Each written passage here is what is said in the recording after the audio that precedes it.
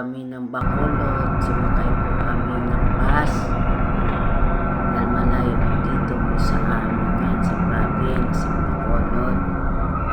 Simpleng kinukunan ko po yung anak ko ng camera dahil po ayaw niya po kinukunan po siya, nahihiya po siya. Kaya simpleng kinukunan ko po siya ng camera. Mahihain yung anak ko eh.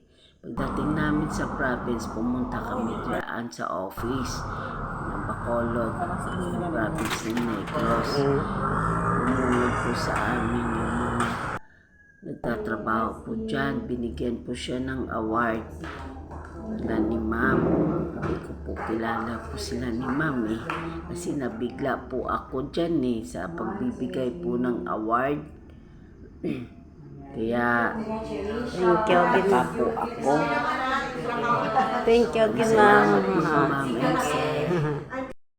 mo Minday Kagtuto, hindi ko inaasahan talaga na sumali yung anak ko sa na Digital po. ha? Digital po. Digital ng poster making contest.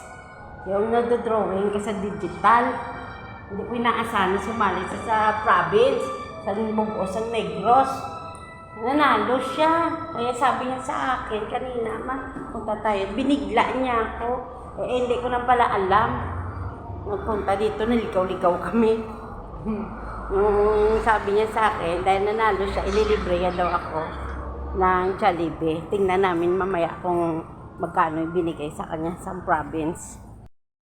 Ngayon, nandito kami sa Jollibee. Kasi titingnan namin yung pinanalunan niya. O ito,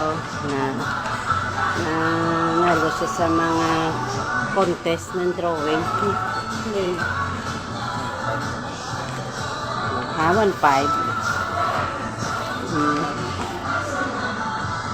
1.5 ang gini. Ito yung dayo, galing sa gobyerno, no? Sa government. Oo, sa government. Na nanalo siya. Okay. Tingnan namin yung kung magkano. O, 1.5 daw yung pinanalo.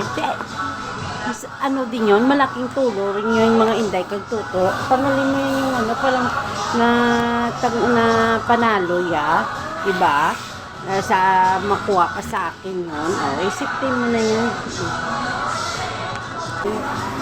Diba mga Inday Kagtuto, sa mga anak natin, diba?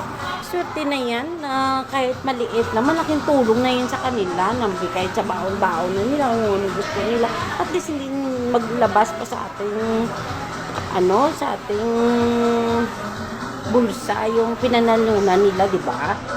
Malaking bagay. At least, nakikita niya pala yung talent niya, yung kakayanan niya hanggang saan yung kakayanan niya na talino niya ba ang talent niya. Ganun lang yun, mga Inday Kagtuto. Malaking karangalan din yung bilang sa mga magulang natin, no? Na nakakuha siya ng ganito. Sa probinsya to ng Bugos ng province ba ng Negros na nanalo siya.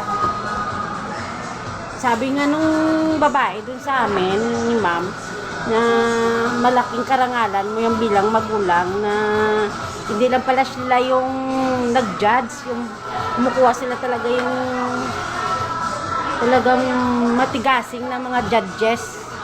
Okay, third lang, at least malaking tulong yun. Malaking karangalan na rin yun sa province namin na Bugong Negros.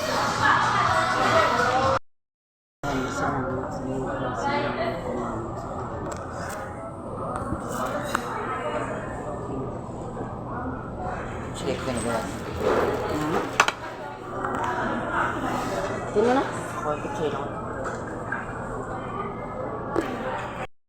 Kailan? Amo na tayo na.